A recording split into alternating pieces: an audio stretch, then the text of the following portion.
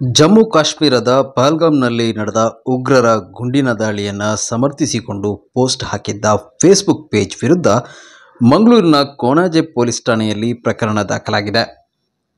ಉಳ್ಳಾಲದ ಸತೀಶ್ ಕುಮಾರ್ ಎಂಬವರು ನೀಡಿದ ದೂರಿನ ಆಧಾರದ ಮೇಲೆ BNS ಸೆಕ್ಷನ್ 192ರ ಅಡಿಯಲ್ಲಿ ಪ್ರಕರಣ ದಾಖಲಾಗಿದೆ.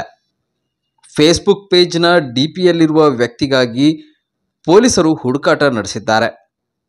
ನಿಚ್ಚು ಮಂಗಳೂರು ಎಂಬ ಫೇಸ್ಬುಕ್ ಪೇಜ್ನಲ್ಲಿ 2023ರಲ್ಲಿ ಮಹಾರಾಷ್ಟ್ರದ ಪಾಲ್ಘರ್ನಲ್ಲಿ 3 ಮುಸ್ಲಿಮರನ್ನು ಕೊಲ್ಲಲಾಗಿತ್ತು. ಆರೋಪಿ ಚೇತನ್ ಸಿಂಗ್ಗೆ ಸಾರ್ವಜನಿಕವಾಗಿ ನೇಣಿಗೆ ಹಾಕಲಿಲ್ಲ.